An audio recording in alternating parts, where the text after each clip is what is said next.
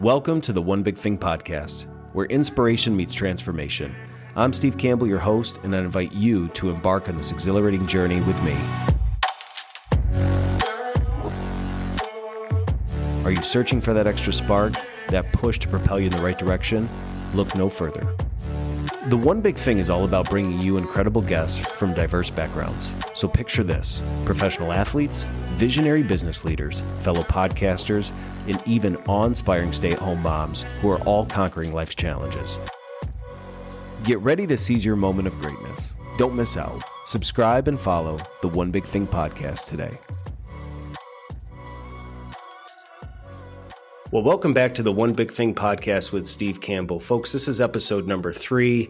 I have been blown away at the feedback that I've received from many of you that have listened to episodes 1 and 2, with episode 1, my wife, episode 2 with my dear friend Rachel, where she talked about our identity and where it comes from, and we are not what we do. Many of you have reached out to me and said that you've made the One Big Thing a part of your life's journey. To let you know, this is available on every major podcast platform, but we're also on YouTube at NQR Media, so you can watch these conversations as they come out.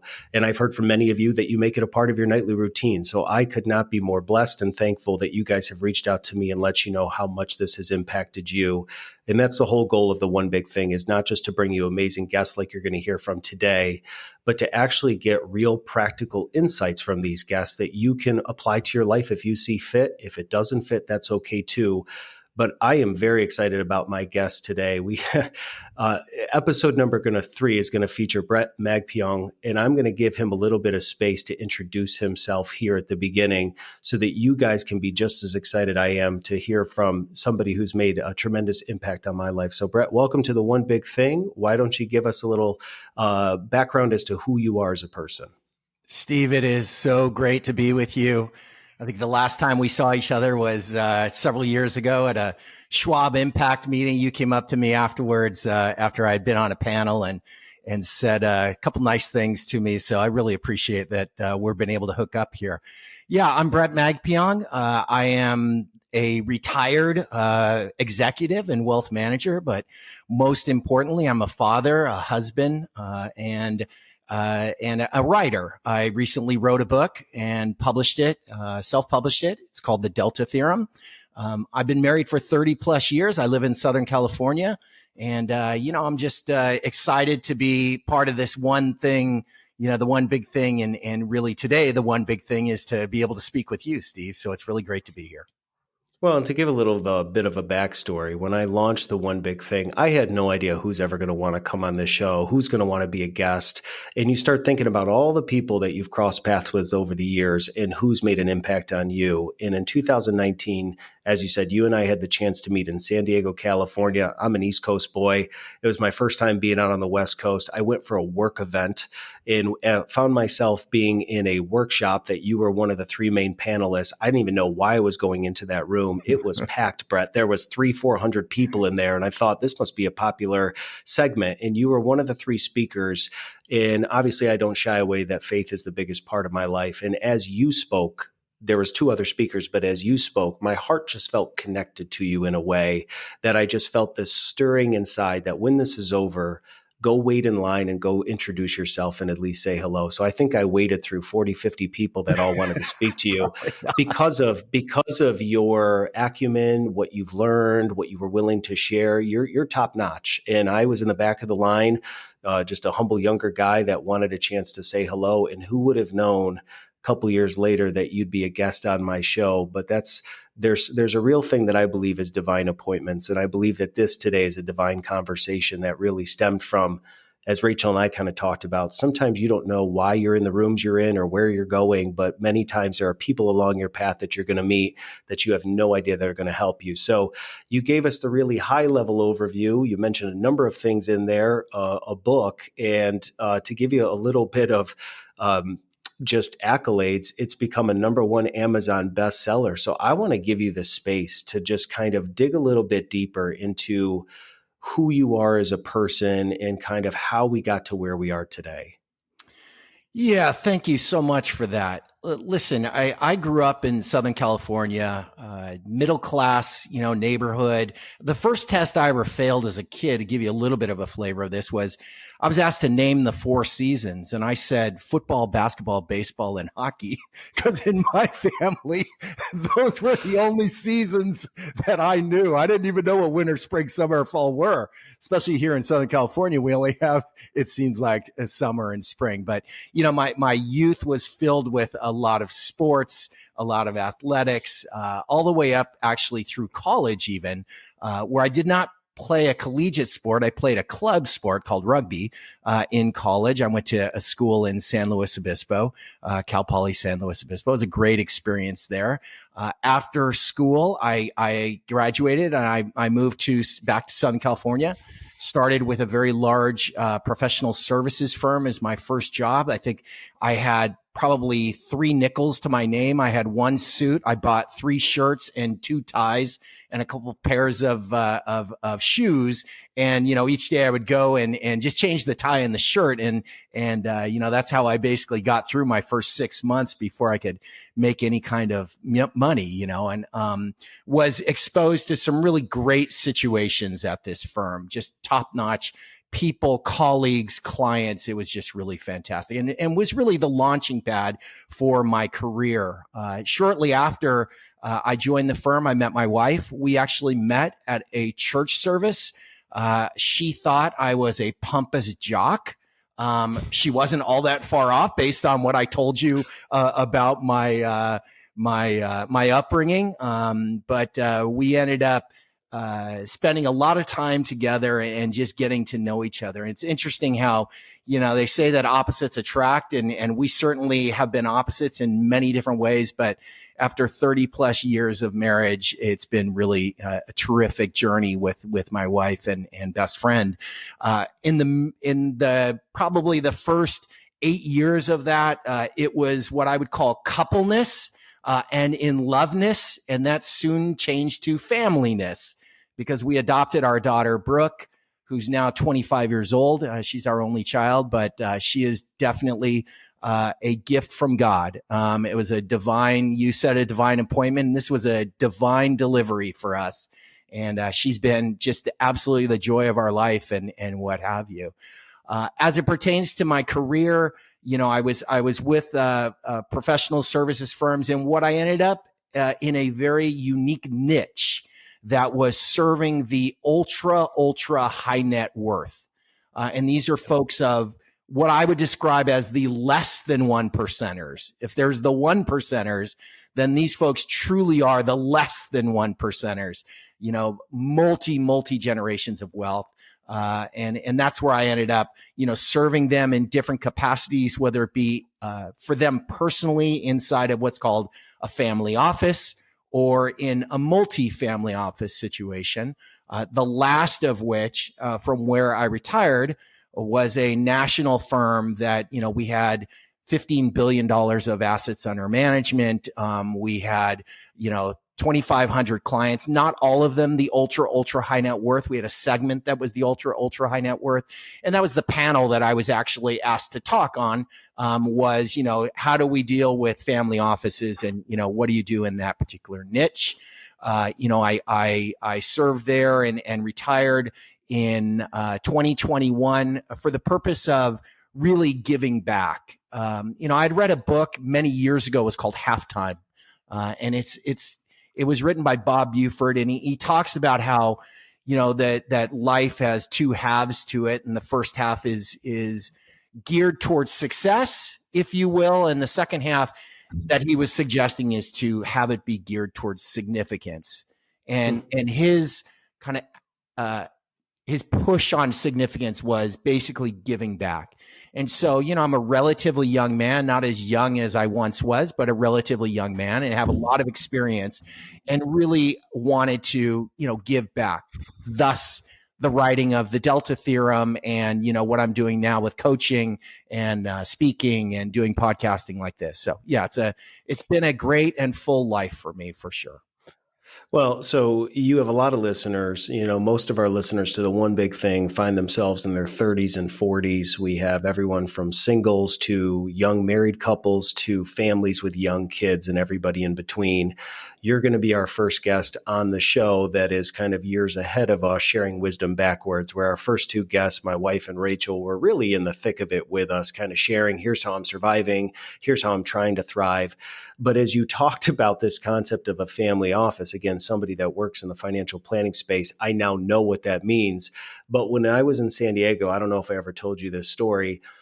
When you show up to the conference, they give you a list of all the upcoming workshops that you can attend. And obviously one stick out to you. And at the bottom, I saw this thing called the family office. And I know a lot about our industry, but that was the first time as an East Coast kid, I had heard of a family office. And this is how humble or ignorant I am. I thought, who wouldn't want to work in a family office? That's fantastic. So I signed up for this workshop to only find 300 to 400 other people that were also interested in working in a family style office. I thought, this is great. The future of America is bright. We all want to be part of something together.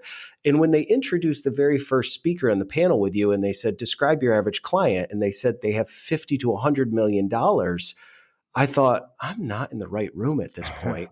And then you spoke, and it was fascinating to me that, again, you had shared a little bit of your story with starting your career with 3 shirts, 1 suit, couple nickels to your name. And I think a lot of us in our 30s and 40s, no one would have batted an eye if I would have got up at the beginning of that talk and thought, I don't belong here. I really don't fit the cut of what this room is trying to do. But I'm a student. I'm hungry for information. And I thought, what's the worst that can happen? I'm going to learn something. And who would have known this connection would have come through it? So I think what I'm excited about as we jump into this book and where you are today as a leader, as a consultant, what you've learned over the years, when you put $1 billion next to a name, there's many young people listening to this that are trying to make their money work. They're trying to make their kids play sports. And so to hear somebody, I think what you're going to do a really nice job is sharing those real life practical insights of what you've learned in the process. But you started it by saying, you were in a similar position that many of our listeners are going to find themselves in, maybe in positions where I don't know if I belong here, if only anybody knew the car I drove in or what my closet looks like. And yet many of us young people are thrust into either positions of leadership where people are depending upon us. And many times that's what Rachel talked about. We don't even know who we are as people, let alone all the roles and responsibilities. So I think that context is helpful for people to understand that you know your stuff. And I've known you for the past few years, so I can speak to that. But I think talking about the Delta Theorem and kind of where this concept came from, do you kind of want to share what the original intent or vision was behind the book and maybe what you've learned since its release that maybe you didn't even realize was going to be an outcome?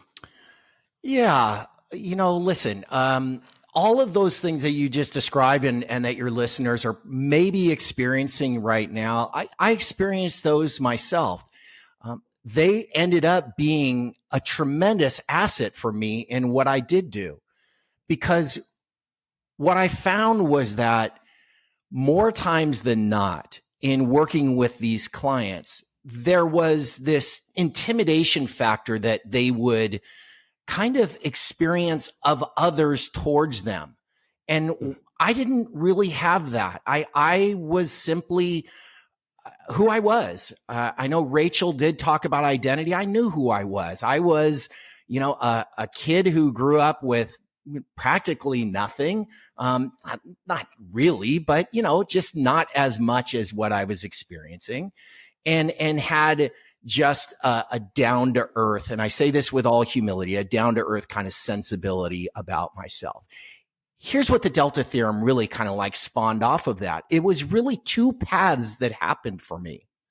One was in working with these clients, because what I found in working with these clients, that while they came to me or us for wealth management that we usually associate with the investment side of things, always what ended up happening with clients is that we would start talking about other areas of wealth.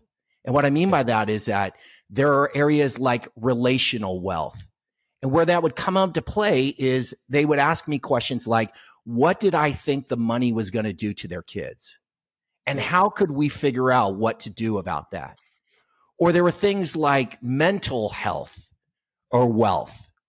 They would say, I wish I had a peace of mind around some of these things. Or there was physical wealth. And it would be like, I'm not in that great of health right now. Or there's the wealth of time, that they just didn't feel like their time was their own. And so in working with them, I came to realize that a wealth manager was much more than just the financial wealth. It was all the aspects of wealth. It was relational, financial, health, time, all of those things that were a component of wealth. Then I looked at my own life, and my life was very similar. I felt like I didn't have the same financial wealth, but they were still the same questions that I had. And what would happen to me is that, probably like some of the folks that are listening right now, is that they find themselves like I did, driving to work one morning or every morning, stuck on a freeway in traffic, kind of sighing a little bit of a sigh, like, really? This is it? I mean, my life feels very large. I have a wife. I have a daughter. I have a career. I've got a dog. I've got a car. I got a house. But man, it feels like this is a much larger story that is out there. And what I found was that for me personally, as well as the same things that I felt like my clients, who you would think were part of that larger story, were still feeling like there's got to be more here. That was really where the Delta Theorem came to be. I started to look at, all right, what are the things that really make you feel like you are tapped into this much larger story? Now, for you and I think that it's pretty safe to say that we understand that larger story is divine in nature, that God, in fact, has a much larger story that's going on and that we are playing a part in. I think you probably sensed that that's what I was saying up on that panel when I was speaking in ways that I wouldn't just be flat out stating it like that, but still it was that sensibility that I would bring to the table. I just wanted to take all the things that I had learned, both for myself, in reading, in various things, and put it into a way that can help people to tap into that larger story. And what I like to say is come alive, because at the end of the day, it's about coming alive. Man, I remember a very, very important quote that I heard one time. He said, it's from Howard Thurman. And he said this: don't ask what the world needs. Ask what makes you come alive and do that. Because what the world needs is more people who are really alive. I love that. Now, it's dangerous as well, because we've been told, follow your passion. And that passion feels like it's come alive, and it can take you into places that it's taken me that's like not the right path. But I'll give you an example of what I hear when I hear your first two episodes. I hear you coming alive inside this podcast. I dig that. Yeah. I wanted that to be the case in terms of like what I could help people tap into. And there's what the Delta Theorem is all about. Well, and I'm thinking about a couple of things that you have mentioned that I want to get into the Delta Theorem here in a minute, but just even backing up from what you said, I think what a lot of people my age are struggling with is this idea of seasons in life. And life will be easier when XYZ, you fill in the blank. When I have more money, when my kids are older, when we have a bigger house, when my career takes off, when I get promoted. And what you've alluded to in this story is that even the ultra high net worth that many of us probably could never identify with what they're going through as a human, the experience is very the same, the questions inside. And I think what's hard for some of us is there's expectations that are put on you from society, from culture, from even your family, parents that expect you to be at a certain place through the way they ask you questions, through the way you see things of where your life should be. And it's always a constant measuring stick.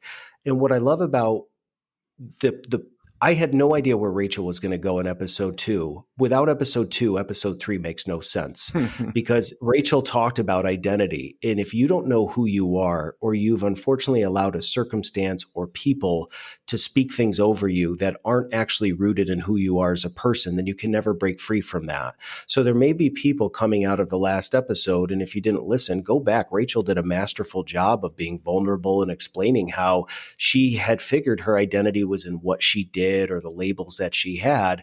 But she helped listeners kind of break free from that and say, no, that thought pattern stops here today because who am I? You can't now begin to live on purpose in this episode if you don't first establish the root of your identity and who you are as a person. So for a lot of the young people and listeners to this show, I think the challenging thing is you get a chance to choose your hard right now. Parenting is really hard. Going to work every day is hard. Having friendships is hard. And it's almost like we've taught ourselves to believe that there will be seasons in life where things won't be hard anymore.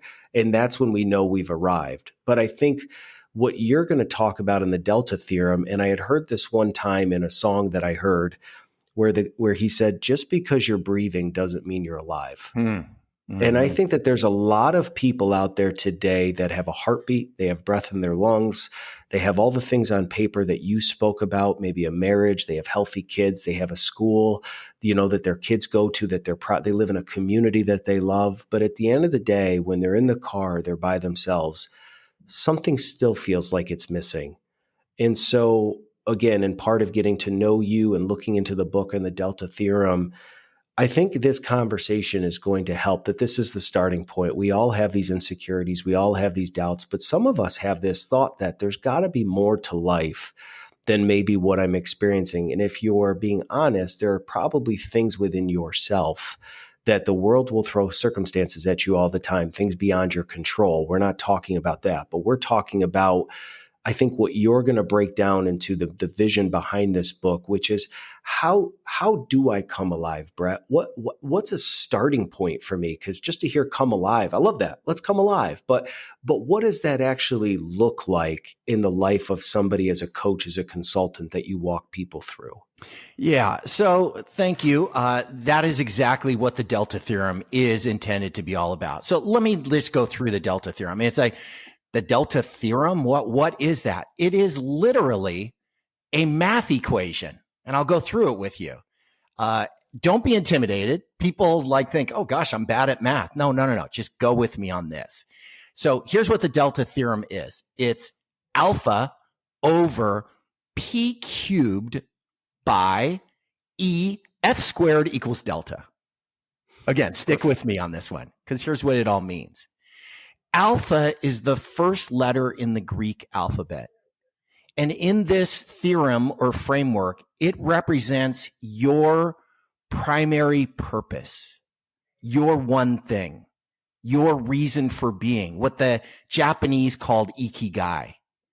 It sits on a foundation, which is p cubed, which represents your priorities, your principles, and your passion.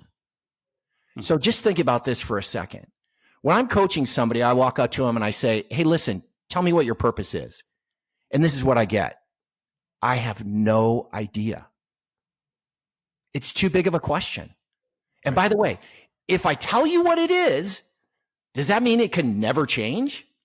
I don't like that optionality being taken away from me. But if I say to them something like this, tell me what your priorities are. Here's what you just talked about, Steve. You talked about life stages. Well, I'm married, or I'm single. I have a career, or I'm in school. I'm retired, or you name it. I have kids. Those are all life stages that say something about your priorities. So you can start to talk about what your priorities are at this stage of life. Yeah. If I say to you, tell me what your principles are. Well, let your yes be yes and your no be no, or I will not steal, or, and where did they come from? What are these things that are the non-negotiables in your life? More times than not, people have not written them down, but they have them. And they are the standard by which are foundational for how you live, or at least they should be. And then finally, if I say to them, tell me what makes you just your hair on fire. What in any situation do you just love? That's passion. And so they can tell me those things. Now think about that. priorities, principles, and passion. What I realized was that if I started with those things in my own life, or even with my clients, which I did, and started with what are their priorities? What do they stand for? What do they want to do in the future? That suddenly their purpose started to unveil itself. And that's where I start with people. And that's what I encourage people to do. Look at your priorities. Look at your principles. Look at your passion. Then kind of like see how they overlap. If they're incongruent with each other, then it's not likely your purpose to be able to be unveiled inside of that particular thing. So that's all the alpha, which is purpose, over P cubed part of the equation. I'll pause there and see if you have any thoughts, because then we'll continue on with the second part, which is really critical inside of the Delta Theorem.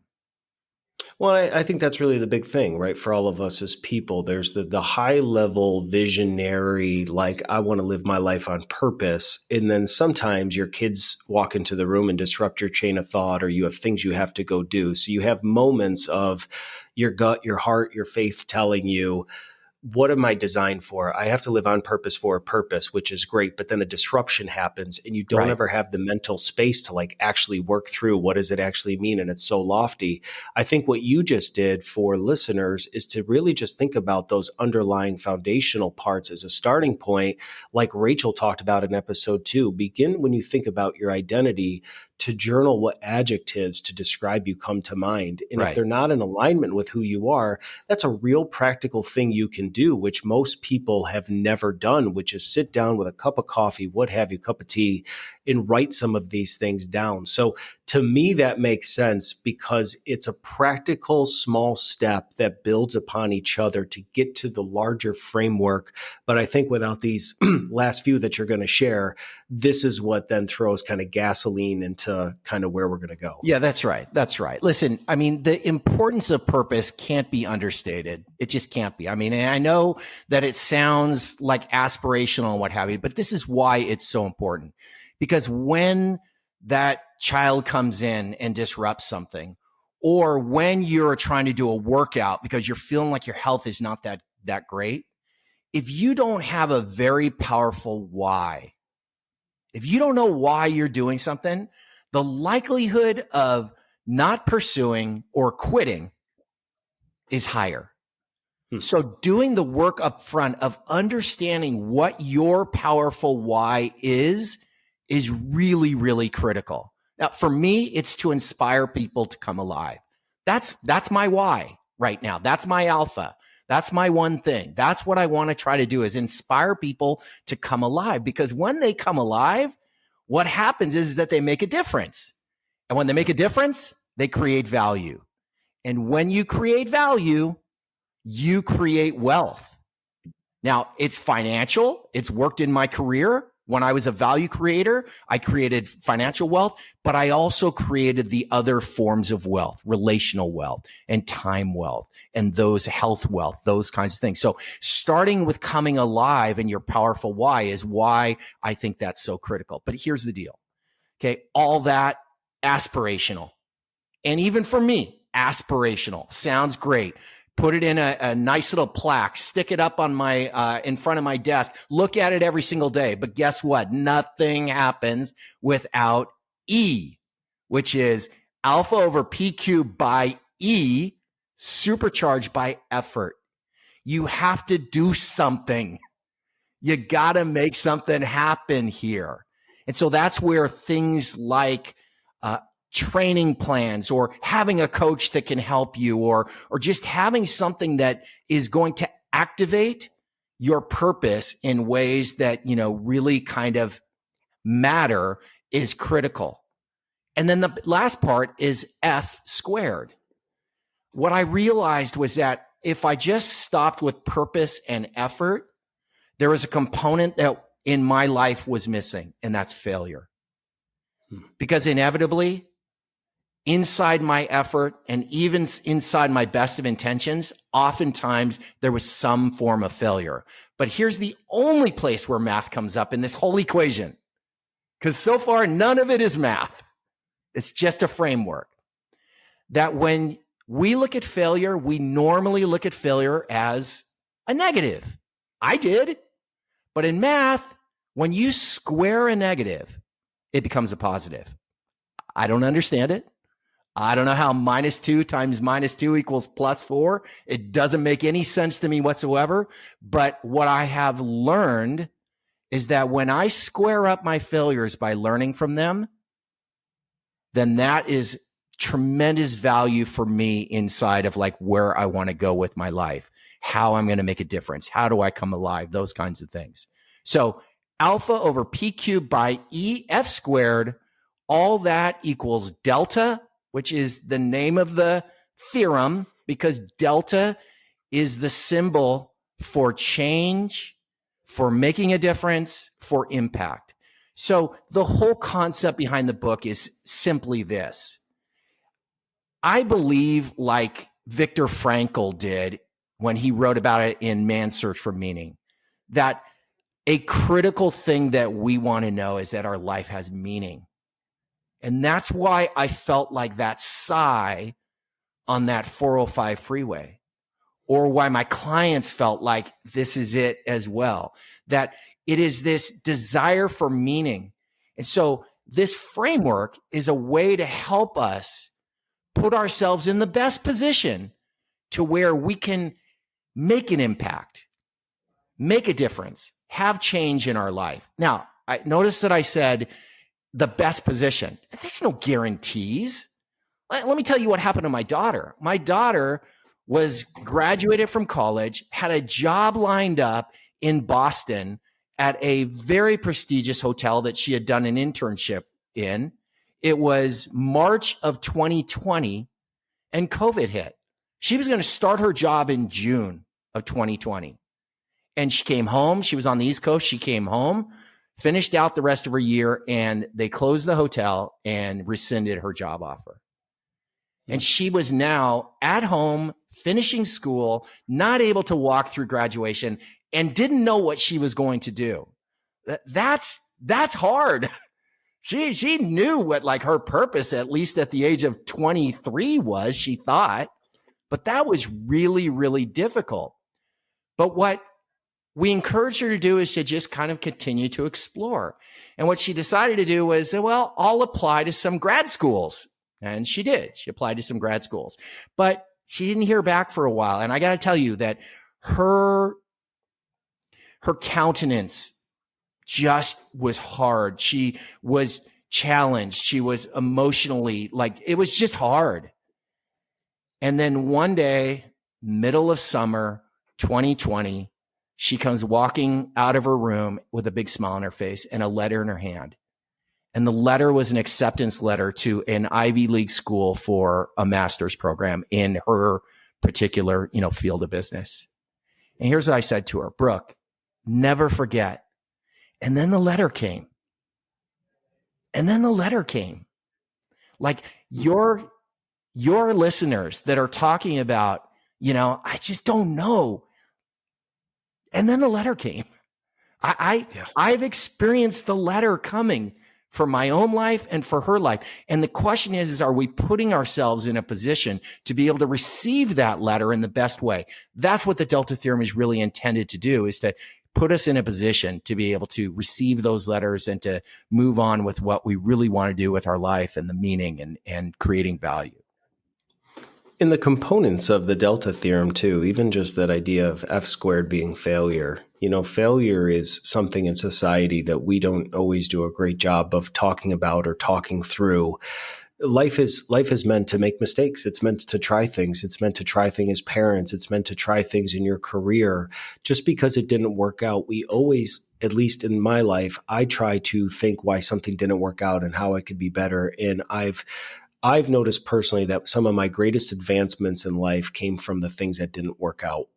Usually achievement is hard because it's such a place of comfort that we just move on because it worked the way it was supposed to. But when something doesn't go right, a relationship falls apart, we didn't get the job, there's failures, we would deem it.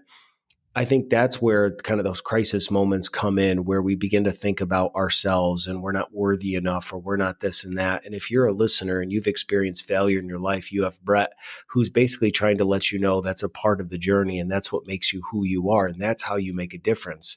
Some of my greatest failures in life have now become really the platform that allows me to connect with listeners in a real way, because I've learned empathy. I've gone through things myself. I know now when people say things, yeah, me too, I've been there. And all of a sudden you're more connected to human beings in a way.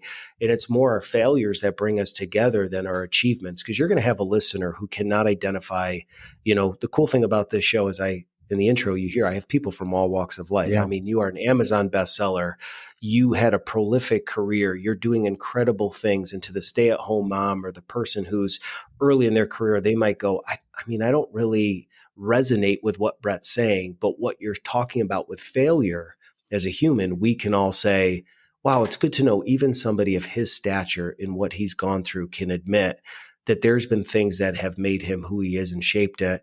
And one of the things you talked about with effort, as I was listening, a pastor once said, you can believe God for the impossible. You can believe God for miracles. You can believe God for provision in the form of a job. But if you're not willing to go out and look for a job, God can't bless what you're not willing to do. And I think sometimes that's what we tell ourselves, things in our head that make us feel good.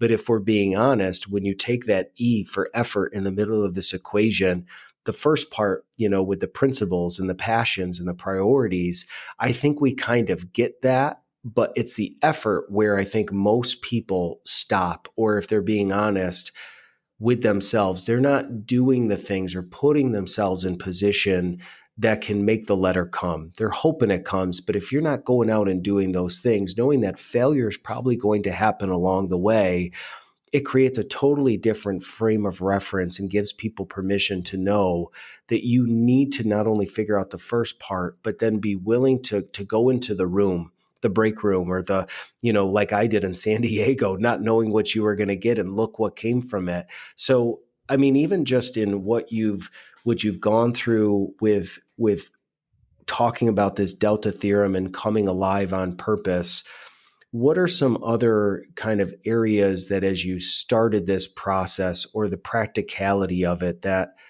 somebody can even kind of further, okay, how do I, is it just really sitting down and starting and writing these things out? Or what would be, obviously, I'm going to put in the show notes a copy link for your book. I would encourage all of you guys to go out and get a copy of it. I think this will be kind of a starter conversation to what the book will get into. But what are some of those other areas, either personally in your life or through writing this book, that has, I think, really inspired you? Yeah, let me touch on something before I get to that. And that is, in writing about purpose, I came to also recognize that it's really easy to talk about purpose and these kinds of things when you're at what I'll call the higher levels of Maslow's hierarchy of needs, which are pretty basic things that have been talked about. Like, there's at the lowest level is just, the needs of physiological needs, like just food, right? Or the next level of safety. I mean, it's almost cruel to talk about purpose if you don't really acknowledge that there are some people who are just trying to stay afloat. I mean, they're just trying to stay afloat. And and I even address this in the book, that like, hey, if you're in those lowest level of needs, you're probably not thinking about purpose and powerful whys at that time, because you're just trying to survive. Now, as you move up in his hierarchy of needs, things about love and belonging, or esteem, or, self-actualization. These are all things that more likely tie in there. So I just wanted to make sure that, nobody's thinking, well, that sounds great, but you don't even know my situation here. No. We've been there. I mean, I remember being in line with my mom at grocery stores, and she was using food stamps. I mean, she was embarrassed as you couldn't imagine. And I remember that. Now, I was just a kid, but to talk to my mom about purpose at that point in time would have been almost cruel. So I just want to make sure that we understand, like, that's, components of things, and just being empathetic around that kind of thing. To talk about what, something that's important inside of effort is, this is what I have also learned, is that oftentimes what we do is we try to run when we try to do something. And what I mean by that is that we just start off and we start to sprint. And then invariably what happens is that we fail because we're sprinting. Instead, think about it from the standpoint of crawl, walk, run. The first step is just crawl. I mean, the crawl can be, in this particular case, buy the book. That's an example. That's a crawl step, buying the book. Now, it may sit on your nightstand forever, but just that act of doing something, or getting some sneakers, lacing up your shoelaces. These are just crawl acts. Instead, let's put ourselves in a position where we're not failing, because listen, I want to inspire aliveness. And what I'd love to do is I'd love to do a TED Talk. And if that's what I thought that I could do, and I'm just going to go out and sprint and try to do a TED Talk, guess what's going to happen? It's not going to happen for me. So refine your craft, start with crawl, then learn to walk, and then learn to run. These are things that help us to be able to do stuff. Let's think about it like this. I share this with my clients that are, I'm coaching. Think of a thermometer, 1 through 10. 10 is sprinting, but crawling is 1 to 3. 1 to 3 on a thermometer. If I got to 2, which is not hard, I'm 66% of the way to my goal. That is a huge success. So make your success in small micro goals, like crawling is to get to 3. Because once you get to 3, I'll guarantee you're going to be pushing yourself to get to 4, 5, 6, 7, which is walk. And now you're prepared to get to 8, 9, 10, which is the sprint. Let's help ourselves inside of these things. Let's not go out there and just try to do stuff that is just bound to fail inside of stuff. Take small micro goals, and crawl, walk, run is what I suggest to people. Well, and to every young parent that's out there, just the visualization when you got young kids, you know the maturation of an actual child or a baby, that, they start on their stomachs and they work their way. But even if you struggle to understand what Bret's talking about, if you get to 3 to 4, of course you're going to take off. It happens with your own kids, is they learn to basically strengthen themselves or buoy themselves up against a coffee table. That then turns to them letting go and go to the couch. And the next thing you know, anytime they don't want to be sitting still anymore, because your body starts to realize I could possibly do more.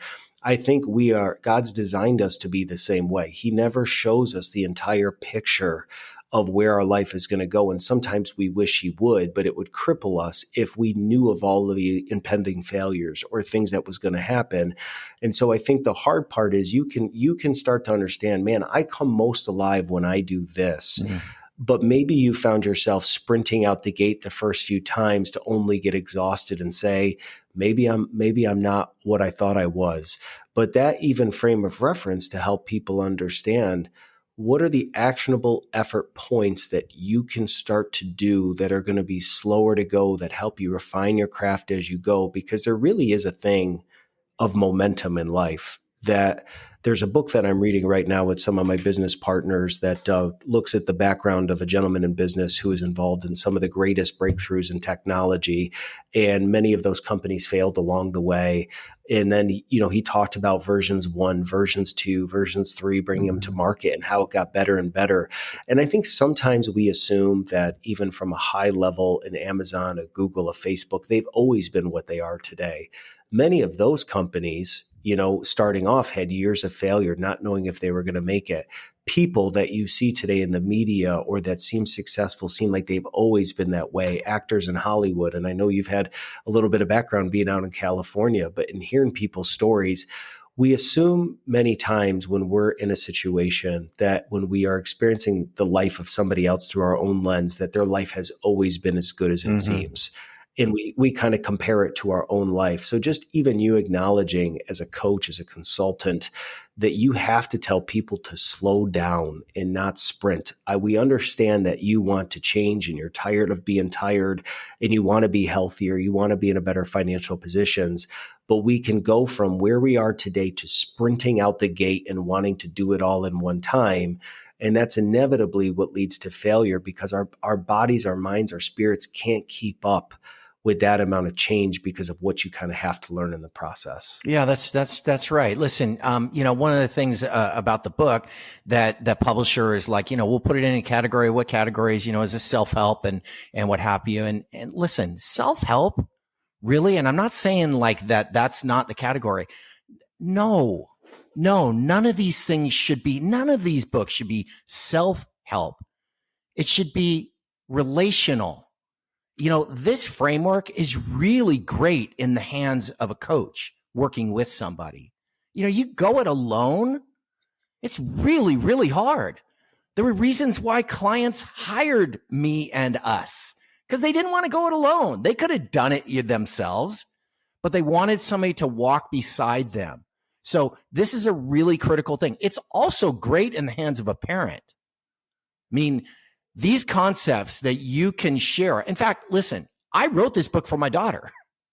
Literally, I wrote it so that she could be in the best position to have meaning in her life.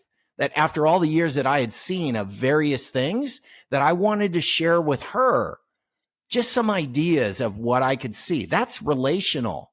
And I walked through these things with her, around that. So no, not self-help, like together, us helping each other is critical. Your podcast, great example of that. That's like you reaching out and helping others, inside of this. It's not self-help. When we go back and we just become these independent people, then invariably we don't follow through. That's kind of what my experience has been in my own life, as well as with, clients that have tried to do it on their own.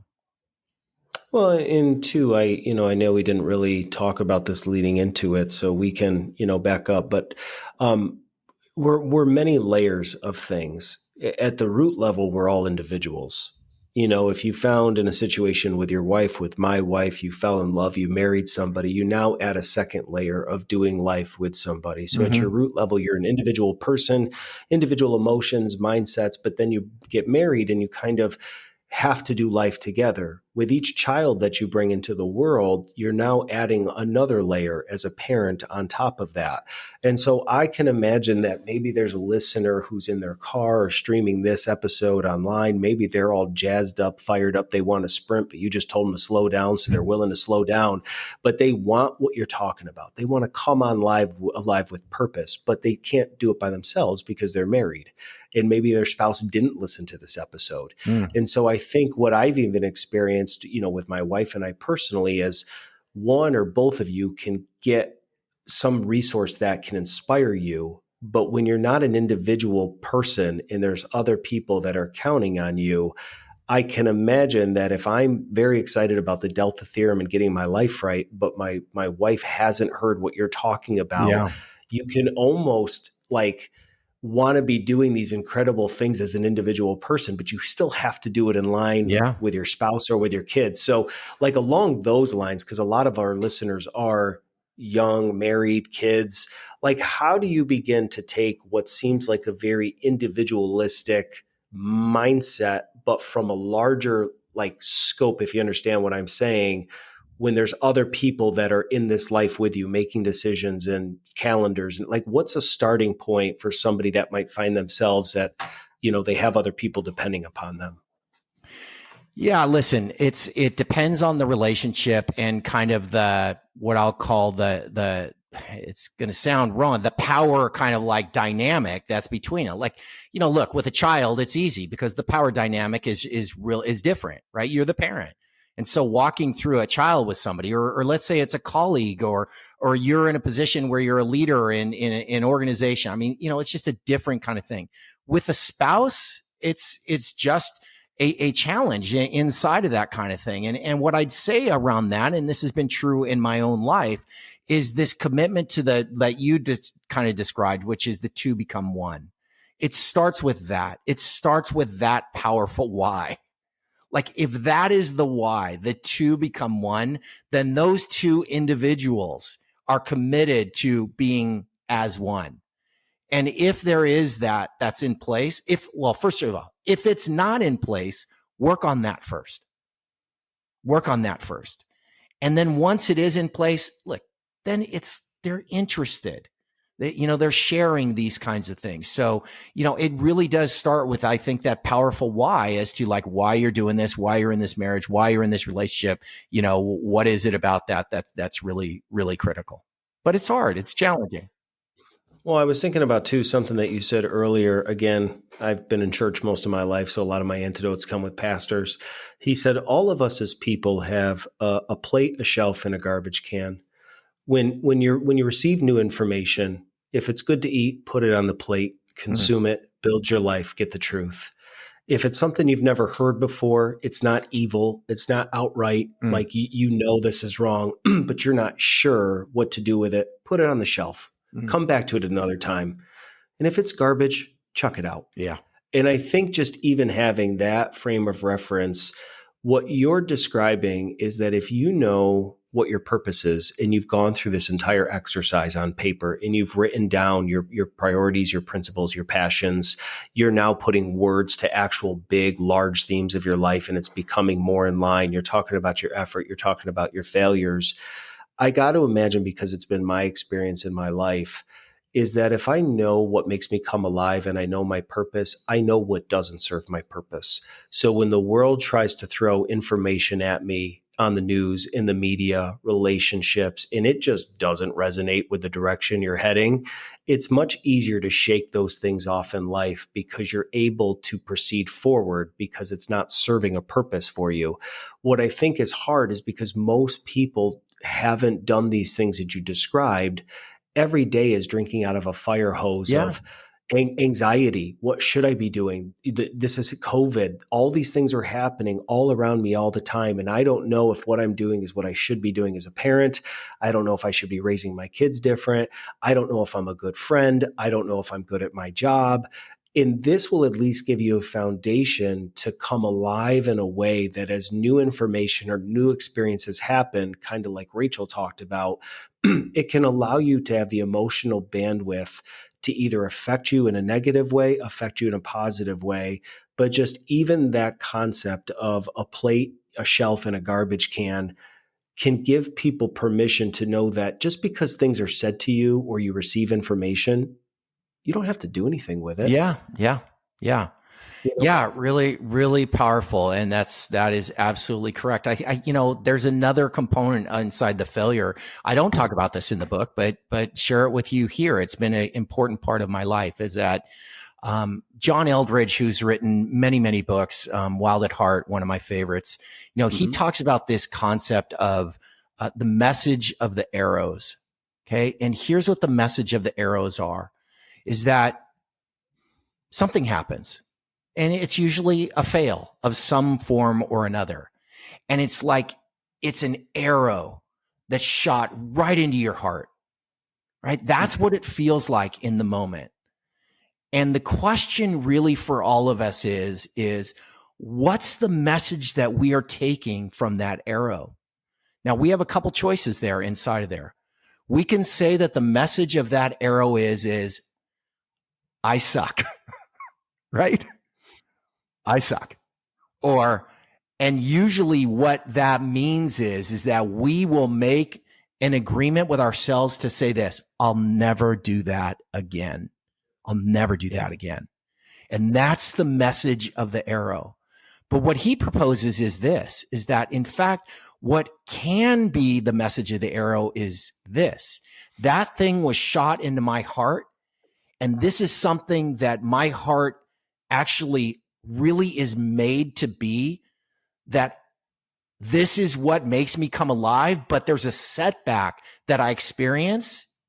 And what I can take from that message of the arrows is okay, I get it. There's opposition here. There's opposition from keeping me from my strength. Okay. So for instance, somebody could be a lover, like they just are a lover. And then they put themselves out there and wham, they get shot right in the heart. And they say to themselves, I'll never do that again. I'll never go out on another date. I'll never put my heart out there again. Or they could be a great worker, or they could be an entrepreneur, and they could, wham, gets hit. I'll never do that again. And so they go back and they shrink back. That's what I call deadness. Honestly, that's what I'm trying to fight against. The inspiring, the aliveness is to say, no, wait a minute. Your heart, you're a lover or you're an entrepreneur. And this is your strength. Now surround yourselves, learn from this, surround yourselves with others to blow into this so that you can really be alive inside what your strengths are. I mean, I've always loved that kind of concept, that like this message that we get and what we're doing with these arrows and these failures is so critical for how we treat our hearts. It's important. Yeah. Well, and with raising kids, my wife and I have the four. Each child has their own personality, their own way of how God has wired them. And one of the challenges as a parent is, how do you love them all equally, but as a father, as a mother, love them in a way that they respond to the world? Or, we sometimes forget that God has wired us all very differently. That's what brings us our uniqueness. And you can't be something that you weren't wired to be. Yeah. And even if this concept is hard to understand, when I talk to my kids, they're a huge fan of the Avengers and Marvel Comics. The reason the Avengers work is because everyone knows who the Hulk is. People know who Iron Man is. They all know the skills that they bring to the table. Sometimes we're trying to be a Hulk when we're not wired that way. And we get frustrated that we're not able to smash things in life. Part of, I think, what you are describing is almost such a practical, easy step that it's so easy to overlook, sitting down with a piece of paper and really getting honest with yourself in going through, getting the book, listening to this episode, getting your spouse involved, and getting down on paper, how am I wired as a person? What makes me come alive?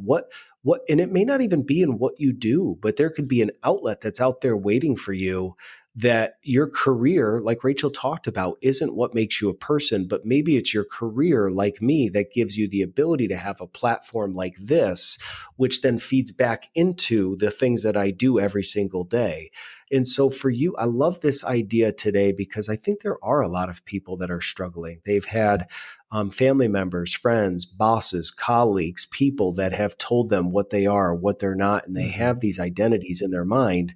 And we're trying to help people break through that. I think what attracted me to you, in a room full of 400 people, your heart was so prominent on your sleeve. Thank you. That when you spoke, no one would have blamed you if you would have been arrogant and pompous, managing the kind of money that you did. But there was something about you that, as I listened, resonated with me to the degree of, I want to be like that. I want to be in a room full of people. And I think coming alive on purpose, with purpose, I think it's so easy that at least when you start to do that, I got to imagine that there's unintended positive consequences to that. That when you start to come alive on purpose, you will intrinsically draw people to you that see the way that you are, and they'll be drawn to you as a magnet, that you're going to meet people in your life that on paper you don't even know right now. But it's so much more than just the purpose of what you've been called or created to do. It's all the extracurricular benefits that come with that, because our world is looking for hope. Our world is looking for inspiration. We are looking for somebody to stand out from the crowd in a way that's meaningful, that when you see it, you go, man, I want my marriage to look like that. I want my career to look like that. I want to be the kind of dad Bret is. I want to have the kind of impact and influence. But the flip side is, it can't be a measuring stick that makes me feel lesser than you because you're further along in your career. But learning how, through friendship, camaraderie, to build and realize, like I tell my kids and my family all the time, we're all links in a chain, and God has created us uniquely to discover this purpose. So I think this conversation is, so helpful today to help people understand that even if your story hasn't gone the way that you thought up until this moment, or you found yourself sighing on the freeway, just know that there's a Bret out there that's got a process that can actually help you maybe break free from some of this, negative thoughts that have, kind of been getting in the way, if you will. Yeah. Listen, thank you so much for the honor of what you said about the impact that I had in that room on you. So thank you for that. I would not expected that to be the case, but I really appreciate it. In the book, I write this one. If you don't mind me sharing this story, Go it's for kind it. of an interesting one, I think. After I graduated college, as I said, I really didn't have financial means, but I did happen to be able to scrape aside a little bit of money, and I had some time before I started work. So I took a backpack trip to Europe for 6 weeks by myself. I took a backpack, a sleeping bag, which I knew I could sleep anywhere, basically, a Eurail pass, and a hitchhiker's thumb is the way I described it. And I went to Europe for 6 weeks. It so happened that one of my stops was in Florence, Italy. And, I'm not a big museum guy, but when you're in Europe, that's kind of one of the things that you do. And I happened to go to this one museum that was there in Florence. And inside this museum were works of Michelangelo. They were statues of Michelangelo, it turns out. In this one hallway, there are 4 blocks of marble that are called the prisoners. And the reason they're called the prisoners is that they are the unfinished works of Michelangelo. So one has a arm protruding out of it, and it's the perfect arm, but the rest of it is just this block of marble. And another one's got a torso, and there's these 4 things, and they're called the prisoners because they look like they are stuck. They're trying to get out from where they are, literally, and that's how it impacts you. And then as the curator has put this together, you turn this corner, and at the end of this long hallway, perfectly lit, is the David. And the David is unbelievable. I mean, it's 14 feet tall. It's just, it takes your breath away. And I was literally like just magnetized to it. And that's the impact that something like that, fully alive, can have. Years later, I thought about that whole curation. I thought, gosh, that feels like our lives. Like we start out as like blocks of marble, and then people come along, be they parents, be they coaches, be they teachers, be they whoever, who take chisels and help us come alive. But we feel like I do, like, that was a bad chip, or, oh, the marble is not as good as what it is, and that kind of stuff. But eventually, if we allow ourselves to, the full kind of splendor of what we can be on display, like the David. And when it is, man, is it attractive. It just draws people to you. And that's really what I'm talking about inside of, the Delta Theorem, is to try to figure out, maybe this is a tool, a chisel, to help to chip away at like unveiling that thing that you just know is what you're made for. It's what gives your life meaning and how you're going to have an impact. That's the kind of thing that I saw years later inside that layout, in Florence. Well, we may not have both operated a family office. That may not bring us together, but I can say that I have also been to Florence, Italy. I went when I was in 9th grade, and I know what you are actually talking about. And I think that's a perfect analogy to bring kind of this Delta Theorem all the way home.